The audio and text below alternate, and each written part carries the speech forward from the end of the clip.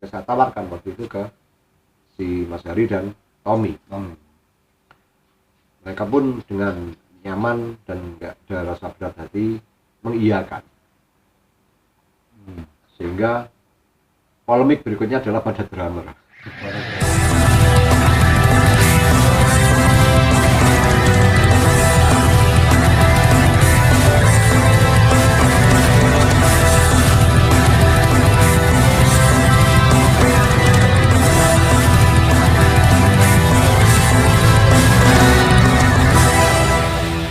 Drummer waktu itu tetap kondisinya adalah si bola masih ngambang antara iya dan tidak, iya dan tidak. Belum memberikan sebuah jawaban. Jawabannya waktu itu saya ingat simpel banget, jalan aja Mas Ayu. Tapi tidak ada kepastian antara iya dan tidaknya. Iya, belum ada keputusan lah ya. Betul. Akhirnya bertiga kami rembukan lagi, saya, Tommy dan si Hari. Dengan berbagai pertimbangan, dengan kondisi si bola sendiri sekarang sudah punya aktivitas yang sangat padat di luar musik. Dan kita tidak bisa memaksakan diri ketika harus bola ikut lagi di plat L. Mungkin harus apa ya, karena 10 tahun vakum, mau tidak mau harus banyak yang harus dibenahi. Keputusannya akhirnya harus ada penggantinya bola. Saat itu sempat bingung juga siapa. Ternyata si Mas Hari sama si Tommy punya gambaran yang sama. Dana yang saya tahu adalah dulu Dana masih SD ya. Ketika saya sering menjuri, dia punya band namanya My Band, sering juara festival, sering the best drum. Sehingga saya tidak banyak berpikir waktu itu, saya iakan karena si Hari sama Tommy sudah tahu banget si Dana kayak apa. Betul. Kita dekatilah si Dana dan kita sempat ngobrol dengan orang tuanya dan setuju. Tujuannya pun ternyata sangat senang karena pernah ngomong ke Mas Hari sama si Tommy, anakku nek mlebu plat L ya opo ya. Waktu itu sempat ada kata-kata seperti itu dan ternyata dihijabai. Dan perlu teman-teman ketahui juga sebenarnya dua personel baru, saya dan juga Dana itu memang sudah sangat akrab, sangat dekat, meskipun tidak satu grup di plat L. Tapi kita sering komunikasi dan kita bahkan kita sering bergaul dengan mereka, dengan band plat L, berkumpul lah ya, ngelumpuk, meskipun hanya konteksnya guyon, meskipun konteksnya hanya ngobrol, bahkan sharing-sharing pun. Jadi secara nggak langsung, secara psikologis sebenarnya sudah saling mengenal. Itu sebabnya akhirnya terdapuklah kami untuk menjadi, kalau ngomong ya, ini pribadi ya. Saya sendiri juga nggak kepikiran kan jadi keyboardisnya Plat L, nggak kepikiran. Tapi pernah punya keinginan. Kenapa? Pernah punya keinginan. Enggak juga gitu. Karena masalahnya pada waktu itu saya jadi drummer. Oh iya. Iya, waktu itu saya drummer, saya nggak kepikiran jadi keyboardisnya, saya nggak kepikiran gitu loh. Ya. Bahkan ketika saya kembali lagi untuk megang keyboard pun juga bukan musik rock yang saya mainkan. Kan begitu kan. Nah, jadi intinya itu tidak kepikiran sama sekali. Tapi ketika ditawari, kenapa saya mengiyakan? Karena satu, bukan nama besar plat L-nya yang saya lihat, tapi rasa persaudaraannya di dalamnya ini, karena saling mengenal, karena kita sudah sangat akrab. Bahkan kalau saya dengan Le Hari ku wis nek kasarane lelokan iku wis ngawur kasarane kan seperti itu. Jadi seperti kayak sudah menjadi satu, meskipun belum menjadi satu tubuh pada waktu itu kan gitu ya. Dengan Le Tommy pun juga begitu, sharing soal produksi dan sebagainya itu sangat intim. Bahkan ketika dulu kan sempat buka usaha warnet Le Tommy itu yang nanti di episode itu nanti akan ada rahasia-rahasia itu, di balik kita kevakuman plat L itu ada apa aja. Nah itu sering saya mengunjungi warnetnya dan sering mendapatkan diskon. Karena faktor teman, karena sudah mengenal baik dengan itu. dengan dana pun juga begitu, sering tahu gitu sebenarnya. Jadi saling tahu kita.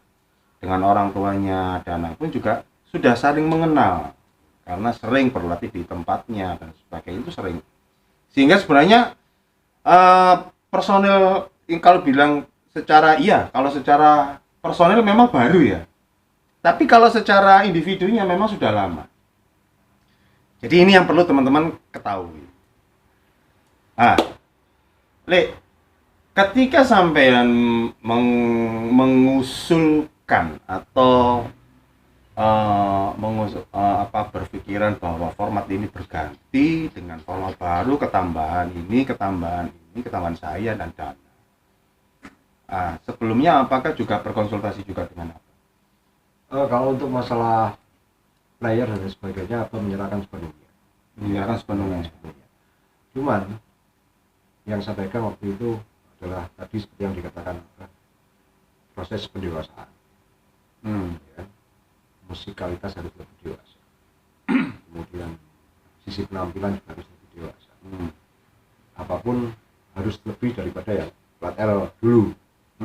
Otomatis dengan munculnya format 5 player lagi, dengan usia kita yang semakin bertambah, karya kita harus lebih dewasa dan memunculkan mana itu adalah proses pendewasaan kita yang sebenarnya. Mulai dari syairnya, mulai dari nada-nada yang kita hasilkan, proses pendewasaan yang seperti ini diharapkan oleh apa. Nah itu berhasil, bisa berjalan. Apalagi dengan single yang kedua nanti akan keluar, Generasi Merah Putih, itu juga termasuk motivasi dari apa? Karena beliau juga aktif di organisasi kepemudaan ya, organisasi Cinta Tanah Air.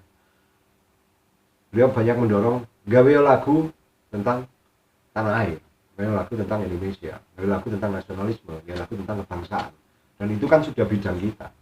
Sudah bidangnya apa? Sudah bidangnya saya.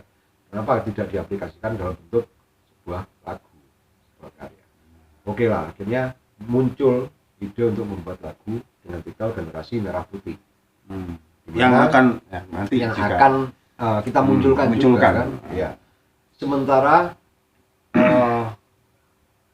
dua player yang lain, yang lama, si Hari dan si Tommy, ternyata dalam proses kevakuman itu mereka ternyata juga mengalami hal yang sama. Mulai bergerak juga di bidang kepemudaan dan kebangsaan. Benar. Itu yang kita nggak paham. Justru malah kemarin ada usulan apa seperti itu diamini oleh mereka semua. Iya. Berarti semacam kayak alam itu mendukung ya Pak? Mendukung. Alam itu semacam kayak mendukung. Jadi momen itu bukan sebuah keputusan. Jadi seperti kayak, kayak wis wayahe gitu ya Pak. Kasarannya kayak ngono gitu. Aku merinding aku dibahas. Aku merinding, sumpah merinding. Loh. Ya, jadi itu benar-benar murni keinginan apa yang terrealisasi dari hasil proses kebangkitan. Jadi belum bangkit, proses kebangkitan. Itu benar-benar muncul dan terrealisasi. Benar. Begitu benar-benar bangkit dengan ditandai oleh launching single kemarin. Yo iki hasil proses itu. Benar. Artinya termaknai dengan dengan lebih dalam, sehingga tidak hanya sebuah hiburan semata, tidak hanya sebuah pertunjukan semata, melainkan memberikan makna, memberikan sebuah daya manfaat baik secara fisik maupun rohani. Jadi kan bisa masuk ke dalam beberapa dimensi seperti disebutkan tadi ya Pak ya. Masuk ke dimensi rohani bisa, ke dimensi spiritual bisa, ke dalam dimensi, dan kembali lagi bisa hablum minanas, hablum minallah istilahnya gitu, vertikal dan horizontal. Dan untuk benar-benar menjadi utuh seperti itu memang setiap orangnya ini dihadapkan dengan fase-fase yang benar-benar luar biasa perjalanan hidupnya, istilahnya kan begitu kan. Bisa dibilang itu sebuah perjalanan rohani ya Pak ya. Iya. bisa dibilang sebuah perjalanan rohani yang ternyata personel yang lainnya mengalami hal yang sama. Sehingga ketika kumpul itu menjadi satu frekuensi. Ya. Loh, aku yang ini kan. Ya apa juga menyaksikan hal itu juga ya, Pak ya. Karena ketika kumpul di sini itu obrolannya itu sefrekuensi nih, teman-teman ini kan gitu kan. Mungkin dengan bahasa yang berbeda atau dengan kalimat yang berbeda, tapi frekuensinya ini yang tidak bisa dibohongi ya, Pak ya. Gitu. Nah, kembali lagi ke apa? Oh, sebelum ke apa gini. Tadi sempat disinggung bahwa ada single kedua yang berjudul Generasi Merah Putih. Generasi Merah Putih yang kebetulan akan didapuk juga menjadi titel dari album keempat Platel. Nah, pasti bertanya-tanya, loh, album kapan keluarnya? Nah, terus akan didistribusikan kemana saja, kan begitu kan? Karena yang teman-teman tahu, gitu kan? Yang teman-teman tahu itu bahwa Platel pasti akan didistribusikan ke radio-radio di daerah-daerah dan sebagainya gitu kan. Bahkan saya sempat dengar sudah ada yang minta konser Platel di daerahnya masing-masing. Ya, jadi setelah launching, bahkan sebelum launching itu kan saya sudah mulai sering mengupdate status WA saya. Yang kebetulan di WA saya ini masih banyak sekali teman-teman dari luar kota yang dulu pernah dekat dengan kita. Dari Madura, Bojonegoro, Jember, kemudian Bondowoso, Banyuwangi, itu hampir semuanya menunggu benar-benar kita ini bangkit, benar-benar kita siap, benar-benar kita memunculkan produk baru. Ketika itu sudah ada, mereka siap mengundang. Andaikan ini tidak pandemi, mungkin ya langsung gas. Gaspol. Bahkan mereka pun demikian. Banyuwangi, si Iqbal itu ya, mereka sudah bilang, cuma ini Banyuwangi. Tapi kamu kondisi yang ini, ya kan? Mau tidak mau ya sudah, kita tunggu lah. Jadi sebenarnya ini bom waktu aja. Tinggal bom waktu aja ya. Iya. Tapi memang reaksinya luar biasa. Meskipun melalui status WA. Iya. Status WA itu habis reaksi ini wis ya, karu-karuan. Iya. Satu hal yang membuat apa ya istilahnya semangat militan kita itu semakin menggelegar. Hanya dengan status WA responnya seperti itu. Bahkan ketika setelah launching kemarin satu single kita munculkan dan sekarang baru 6 hari tayang sudah 1.100 yang nonton. Iya, hampir 1.100. Mungkin buat band-band besar yang lain tertawa lihat itu. Tapi buat kami ini satu hal yang besar. Hal yang besar, pencapaian lah. Pencapaian yang besar. Karena kita statusnya hanya band indie label. Tapi dikembalikan lagi, dan hal itu pun harus kita syukuri ya Pak. Betul. Harus sangat kita syukuri karena bagaimanapun juga kan itu jerih payah yang ketika kita mensyukurinya maka kita akan sangat-sangat menikmati. Istilahnya kan begitu ya Pak ya. Maka akan banyak lagi berkah-berkah atau barokah-barokah yang akan diturunkan. Pasti. Kan gitu ya Pak ya. Nah, Pak, ketika panjenengan ya, ketika apa melihat maju kan? Oh iya, wajahku separuh. Ya maaf ya. Kan ini kan blocking baru dan ini yang kebetulan memang kita setting seperti ini ya. Sendenan roto ado ya Allah. Nah,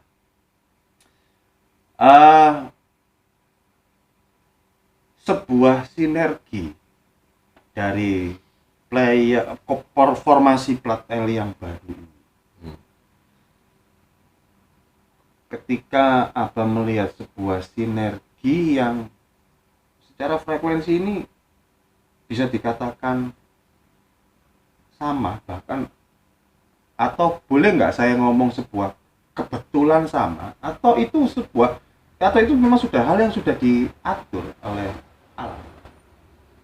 dari kacamata spirit. Ya bisa dikatakan kalau kita ngomong Tuhan itu menciptakan sesuatu itu sama.